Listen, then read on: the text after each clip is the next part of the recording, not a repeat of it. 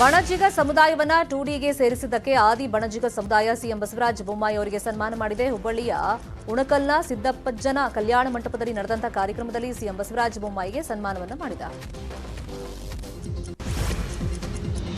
ಗೌರವ ಬಿಸಿ ಪಾಟೀಲ್ ಪರ ನಟಿ ಪ್ರೇಮ ಬ್ಯಾಟ್ ಬೀಸಿದ್ದಾರೆ. ಈ ಬಾರಿ ಬಿಸಿ ಪಾಟೀಲ್ ಗೆದ್ದೇ ಗೆಲ್ತಾರೆ, ಹಿರೇಕೆರೂರು ಕ್ಷೇತ್ರದಲ್ಲಿ ಒಳ್ಳೆಯ ಕೆಲಸ ಮಾಡಿದ್ದಾರೆ ಅಂತ ಪ್ರೇಮ ಹೇಳಿದ್ದಾರೆ. ಪ್ರೇಮ ಇವತ್ತು ಬಿಸಿ ಪಾಟೀಲ್ ಅವರ ಮನೆಗೂ ಕೂಡ ಹೋಗಿದ್ರು. ಆ್ಯಕ್ಚುಲಿ ಅವ್ರು ಮಹಿಳೆ ದಿನಾಚರಣೆ ಅಂತ ಹೇಳಿದ್ರು ಲೇಡೀಸ್ದು, ಅದಕ್ಕೆ ನಾನು ಬಂದೆ. ಅವ್ರು ಲಾಸ್ಟ್ ಮಂತೇ ಕೇಳಿದ್ರು ಡೇಟು. ಸರಿ ಆಯ್ತು ಸರ್ ಬರ್ತೀನಿ ಅಂತ ಹೇಳಿದ್ರು. ಖಂಡಿತ ಆಗುತ್ತೆ, ಪ್ಲಸ್ಸು ಆಗುತ್ತೆ. ಹಿರಿಯರ ಕೆರೆಯಲ್ಲಿ ತುಂಬ ಒಳ್ಳೇದು ಮಾಡಿದ್ದಾರೆ, ನೋ ಡೌಟ್. ಪ್ಲಸ್ ಆದರೆ definitely I will support for that. Always wish, ಯಾಕಂದರೆ ಕೊರೋನಾ ಟೈಮಲ್ಲೇ ಅವ್ರು ನಾನು ನೋಡಿದ್ದೀನಿ ಅವ್ರು ಹೇಗಿರ್ತಾರೆ ಅಂತ. ವೆರಿ ಪ್ರಾಂಪ್ಟ್ ಆಗಿರ್ತಾರೆ. ಸೊ ಐ ವಿಶ್ ಎಲ್ಲರಿಗೂ ವಿಶ್ ಮಾಡ್ತಾ ಇದ್ದೀನಿ, ರಾಜಕಾರಣಿಗಳು ಎಲ್ಲರಿಗೂ ವಿಶ್ ಮಾಡ್ತಾ ಇದ್ದೀನಿ, ಯಾಕಂದರೆ ಎಕ್ಸಾಮ್ ಥರ ಇದು. ಚುನಾವಣೆ ಹೊತ್ತಲ್ಲಿ ಕರಾವಳಿಯಲ್ಲಿ ಬಿಜೆಪಿ ಮತ್ತೊಂದು ಹೊಸ ಅಸ್ತ್ರ ಪ್ರಯೋಗ ಮಾಡಿದೆ. ಎಲೆಕ್ಷನ್ ಟೈಮ್ನಲ್ಲಿ ಪ್ರವೀಣ್ ನೆಟ್ಟಾರು ಹೊಸ ಮನೆ ಗೃಹ ಪ್ರವೇಶಕ್ಕೆ ಮುಹೂರ್ತ ಫಿಕ್ಸ್ ಆಗಿದೆ. ರಾಜ್ಯ ಬಿಜೆಪಿ ಮತ್ತು ರಾಜ್ಯಾಧ್ಯಕ್ಷ ನಳಿನ್ ಕುಮಾರ್ ಕಟೀಲ್ ನೇತೃತ್ವದಲ್ಲಿ ಮನೆ ನಿರ್ಮಾಣವಾಗ್ತಾ ಇದ್ದು 90ರಷ್ಟು ಮನೆ ನಿರ್ಮಾಣ ಕಾರ್ಯ ಪೂರ್ಣಗೊಂಡಿದೆ. ಏಪ್ರಿಲ್ 27ನೇ ತಾರೀಕು ಮನೆ ಗೃಹ ಪ್ರವೇಶ ಇಟ್ಕೊಂಡಿದ್ದಾರೆ. ಇದರೊಂದಿಗೆ ಪಕ್ಷದ ಕಾರ್ಯಕರ್ತರ ಕುಟುಂಬದ ಪರ ನಿಂತಿದ್ದೀನಿ ಅಂತ ಹೇಳಿ ಬಿಜೆಪಿ ಸಂದೇಶ ರವಾನೆ ಮಾಡಿದಂತಾಗಿದೆ. ದೇಶದಾದ್ಯಂತ ಹನುಮ ಜಯಂತಿಯನ್ನ ಶ್ರದ್ಧಾ ಭಕ್ತಿಯಿಂದ ಆಚರಿಸಲಾಗುತ್ತಿದೆ. ಹನುಮನ ಜನ್ಮಸ್ಥಳ ಗಂಗಾವತಿಯ ಅಂಜನಾದ್ರಿ ಬೆಟ್ಟದಲ್ಲಿ ಶ್ರೀರಾಮನ ಪರಮ ಭಕ್ತನಿಗೆ ವಿಶೇಷ ಪೂಜೆ ಸಲ್ಲಿಸಲಾಗುತ್ತಿದೆ. ಹನುಮ ಜಯಂತಿಗೆ 41 ದಿನ ಮೊದಲು ಭಕ್ತರು ಹನುಮ ಮಾಲೆ ಧರಿಸಿ ಇವತ್ತು ವಿಸರ್ಜಿಸುತ್ತಾರೆ. ಅಂಜನಾದ್ರಿ ಬೆಟ್ಟದಲ್ಲಿ ಬೆಳಗ್ಗೆಯಿಂದನೇ ಮಾಲೆ ಧರಿಸಿದ ಭಕ್ತರ ದಂಡೆ ಕಾಣ್ತಾ ಇತ್ತು. ಮಾಜಿ ಸಚಿವ ಶಿವರಾಜ್ ತಂಗಡಗಿ ಕೂಡ ಬೆಟ್ಟದ ಮೇಲೆ ಹನುಮ ಮಾಲೆ ವಿಸರ್ಜಿಸಿದರು.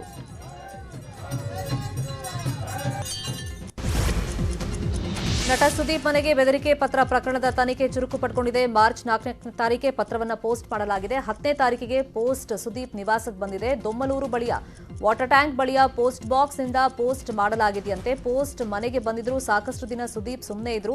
ಆದರೆ 19 ದಿನಗಳ ನಂತರ ಠಾಣೆಗೆ ಕಂಪ್ಲೇಂಟ್ ಕೊಟ್ಟಿದ್ದಾರೆ. ಸದ್ಯ ಪೊಲೀಸರು ತನಿಖೆಯನ್ನು ಚುರುಕುಗೊಳಿಸಿದ್ದು ಬಹುತೇಕ ಸಿಸಿಟಿವಿಗಳ 1 ತಿಂಗಳ ರೆಕಾರ್ಡಿಂಗ್ ಸಿಗ್ತಾ ಇಲ್ಲ. ಸದ್ಯ ಸಿಸಿಟಿವಿಗಳು ಹಾಗೆಯೇ ಟೆಕ್ನಿಕಲ್ ಮಾಹಿತಿ ಅನ್ವಯ ತನಿಖೆಯನ್ನ ಮಾಡಲಾಗ್ತಾ ಇದೆ.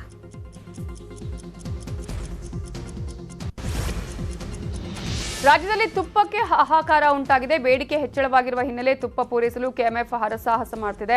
ಕಳೆದ ಕೆಲವು ದಿನಗಳಿಂದ ದಾಖಲೆ ಪ್ರಮಾಣದಲ್ಲಿ ತುಪ್ಪಕ್ಕೆ ಬೇಡಿಕೆ ಹೆಚ್ಚಾಗಿದೆ. ಪ್ರತಿ ವರ್ಷ 5ರಿಂದ 6ರಷ್ಟು ತುಪ್ಪದ ಬೇಡಿಕೆ ಹೆಚ್ಚುತ್ತಾ ಇತ್ತು. ಆದರೆ ಈ ಬಾರಿ ತುಪ್ಪಕ್ಕೆ 33% ಬೇಡಿಕೆ ಹೆಚ್ಚಳವಾಗಿದೆ.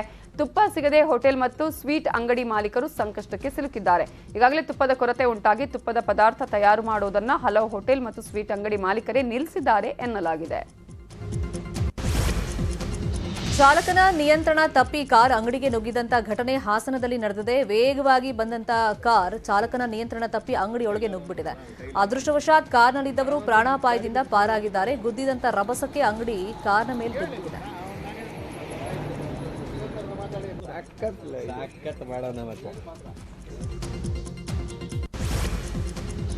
ಮ್ಯಾಟ್ರಿಮೋನಿಯಲ್ಲಿ ವೈಯಕ್ತಿಕ ಮಾಹಿತಿ ಹಾಕುವವರೇ ಎಚ್ಚರ. ನಿಮ್ಮ ವೈಯಕ್ತಿಕ ದಾಖಲೆಯನ್ನು ಪಡೆದು ಸೈಬರ್ ಚೋರರು ವಂಚಿಸಲಿದ್ದಾರೆ. ಸಕ್ಕರೆ ನಾಡು ಮಂಡ್ಯದಲ್ಲಿ ಲಿಂಗಾಯತ ಮ್ಯಾಟ್ರಿಮೋನಿಯಲ್ಲಿ ಹಾಕಿದ್ದ ಪ್ರೊಫೈಲ್ ಡೀಟೇಲ್ಸ್ ತೆಗೆದುಕೊಂಡು ವಂಚನೆ ಮಾಡಲಾಗಿದೆ. ರೈಲ್ವೆ ಇಲಾಖೆಯಲ್ಲಿ ಕ್ಲರ್ಕ್ ಕೆಲಸ ಕೊಡಿಸೋದಾಗಿ ವಿದ್ಯಾರ್ಥಿನಿಗೆ 31,34,000 ಮಕ್ಮಲ್ ಟೋಪಿ ಹಾಕಲಾಗಿದ್ದು ಆರೋಪಿಯನ್ನ ಪೊಲೀಸರು ಬಂಧಿಸಿದ್ದಾರೆ. ದಿ ಎಲಿಫೆಂಟ್ ವಿಸ್ಪರರ್ಸ್ ಖ್ಯಾತಿಯ ಮಾವುತಾ ಬೊಮ್ಮ ಹಾಗೂ ಬೆಳ್ಳಿಯನ್ನ ಇದೇ 9ನೇ ತಾರೀಕು ಪ್ರಧಾನಿ ಮೋದಿ ಭೇಟಿಯಾಗ್ತಾ ಇದ್ದಾರೆ. ಈ ಹಿನ್ನೆಲೆಯಲ್ಲಿ ಆನೆ ಮರಿ ಸಾಕಿದ್ದ ಬೊಮ್ಮ ಮಾತನಾಡಿದ್ದಾರೆ.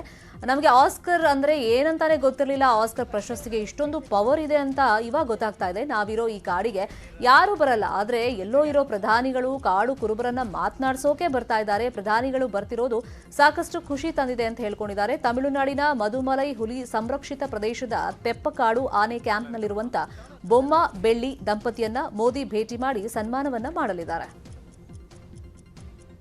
ನಾವು ಬಂಡೀಪುರ, ಈ ಮುದುಮಲೆಗೆ, ಕೇರಳ, ಇದು ಯಾರು ಈ ಜಾಗದಲ್ಲಿ ಯಾರು ಸರಿಗೆ ಇವರು ಪ್ರಥಮರು ಯಾರು ಬಂದು ಸರಿಗೆ ಸಣ್ಣಾಗಿ ನೋಡಿಲ್ಲ. ಇವತ್ತು ನಮಗೊಂದು ಇದು ಸಿಕ್ಕಿದೆ. ಎಲ್ಲ ಅವ್ರು ಬಂದು ನೋಡಿ ನಮಗೆಲ್ಲ ಸಂತೋಷ ಪಡಿಸಿ ಅವರು ನಮಗೂ ಸಂತೋಷ. ಈಗ ಆಸ್ಕರ್ ಅಂದಲೇ ನಮಗೇನು ಗೊತ್ತಿಲ್ಲ.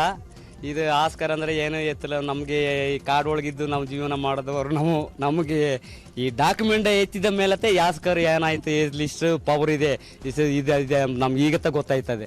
ಅಂದರೆ ಇದು ಬಂದು ನಮ್ಮ ದೇಶಕ್ಕೆ ಇದೊಂದು ಸಿಕ್ಕಿದ ನಮಗೆಲ್ಲ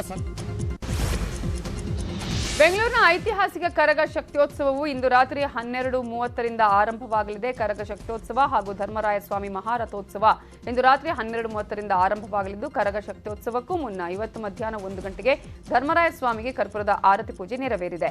ಮಾರ್ಚ್ 29ರಿಂದ ಪ್ರಾರಂಭಗೊಂಡಿದ್ದ ಐತಿಹಾಸಿಕ ಕರಗ ಮಹೋತ್ಸವ ಒಟ್ಟು 11 ದಿನಗಳ ಕಾಲ ನಡೆಯಲಿದ್ದು, ಈ ಬಾರಿ ಕೂಡ ತಿಗಳ ಸಮುದಾಯದ ಅರ್ಚಕ ವಿ ಜ್ಞಾನೇಂದ್ರ ಅವರೇ ಕರಗವನ್ನು ಹೊರಲಿದ್ದಾರೆ.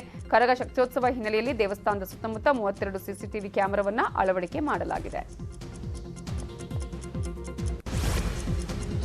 ಉಳಿದಿರುವಂತಹ ಪ್ರಮುಖ ಸುದ್ದಿ ನೋಡೋಣ ಬ್ರೇಕ್ ಆದ್ಮೇಲೆ.